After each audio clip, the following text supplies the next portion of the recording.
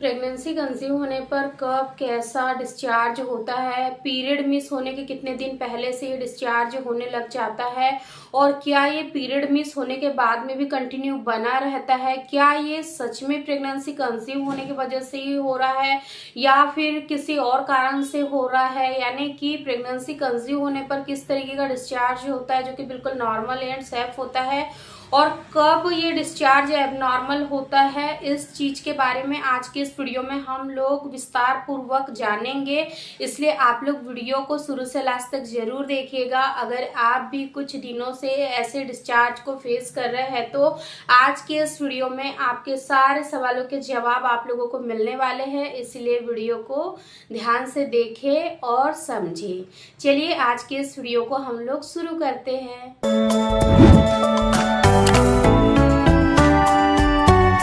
देखिए, सबसे पहले तो आप इस चीज को समझ लीजिए कि आखिर डिस्चार्ज इतना ज्यादा महत्वपूर्ण क्यों है। आखिर जब एक महिला प्रेगनेंसी कंसीव करती है तो उसे ये डिस्चार्ज क्यों होता है, क्या होता है इसका काम।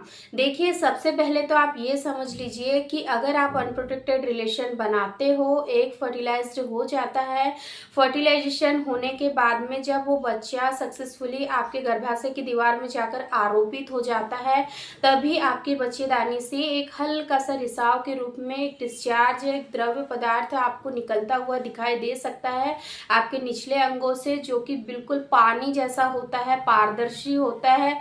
इसमें किसी भी तरीके की थ्रेडनुमा आकृति नहीं बनती है, जो कि ओव्यूलेशन के दिनों में जो डिस्चार्ज होता है उसमें एक थ्रेडनुमा आकृति बनती है, जैसा कि आप यहाँ इमेज में देख रहे होंगे। लेकिन जब प्रेगनेंसी कंसीव होती है तो जो ये इमेज में शो हो रहा है, ठीक ऐसे ही डिस्चार्ज आपको महसूस होते हैं। अब हम ये जान लेते हैं कि आखिर इसके पीछे होने इसका क्या मतलब होता है, आखिर ये डिस्चार्ज क्यों होता है।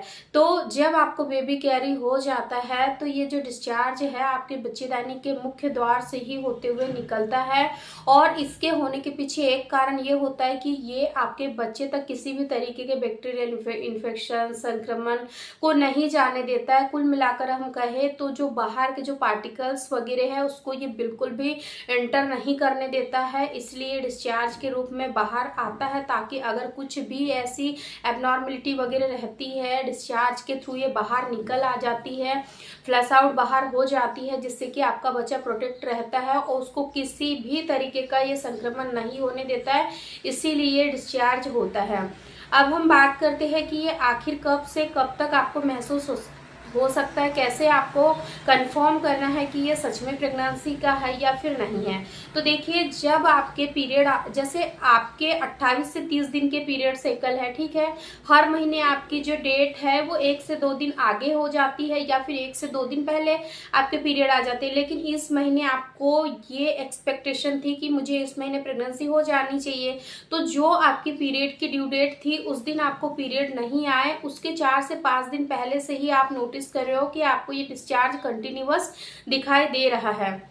मेरी एक फॉलोअर ने इंस्टा पे कमेंट किया था और पिक भी शेयर की थी कि क्या मैम इस तरीके का डिस्चार्ज, तो उनको प्रेगनेंसी कंसीव हो गई क्योंकि उन्होंने पीरियड मिस होने से पहले इस लक्षण पर काफी ज्यादा ध्यान दिया था और फिर सारी सावधानियां भी उन्होंने बरती और पीरियड मिस होने के 7 दिन बाद उन्होंने प्रेगनेंसी टेस्ट किया तो उनका जो प्रेगनेंसी टेस्ट है वो पॉजिटिव आया।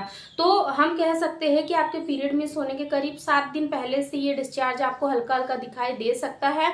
और ये कब तक दिखाई देगा, तो ये पूरे 9 मंथ की प्रेगनेंसी जर्नी में आपको दिखाई दे सकता है, क्योंकि जो आपके बच्चेदानी का मुख्य द्वार है वो तो आपको प्रेगनेंसी जैसे ही कंसीव होती है उसके बाद से ही हल्का हल्का सा रिसाव होता है और फिर कुछ समय के बाद में वो बंद हो जाती, क्लोज हो जाती है और उसी पर एक म्यूकस प्लग की लेयर लग जाती है जो कि डिस्चार्ज की ही लेयर होती है, लेकिन फिर भी हल्का हल्का रिसाव के रूप में आपको होता है। तो ये पूरे 9 महीने हो सकता है।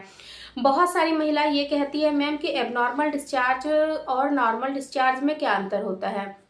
देखिए, नॉर्मल डिस्चार्ज जब आपको होता है तो उसमें आपको किसी भी तरीके की इचिंग, इरिटेशन, बर्निंग सेंसेशन आपको आपके निचले अंगों में महसूस नहीं होती है। जब आप स्टूल पास करने के लिए जाते हो तब भी आपको ऐसी कोई समस्या नहीं होगी। जब आप यूरिन पास करने के लिए जाओगे तब भी आपको ऐसी कोई समस्या नहीं होगी। लेकिन वहीं पर अगर एबनॉर्मल डिस्चार्ज है, किसी इन्फेक्शन की वजह से आपको कंटिन्यूअस डिस्चार्ज हो रहा है, पीआईडी की वजह से अगर आपको डिस्चार्ज हो रहा है, आपको ल्यूकेरिया की समस्या है, उस वजह से आपको कंटिन्यूअस डिस्चार्ज हो रहा है, तो इस तरीके के डिस्चार्ज का कलर भी अलग होता है। ये आपको फटे दही, दूध जैसा हो सकता है, ठीक हो सकता है, क्रीमी कलर का हो सकता है, इसमें से हल्की फुल्की सी स्मेल भी आपको आ सकती है।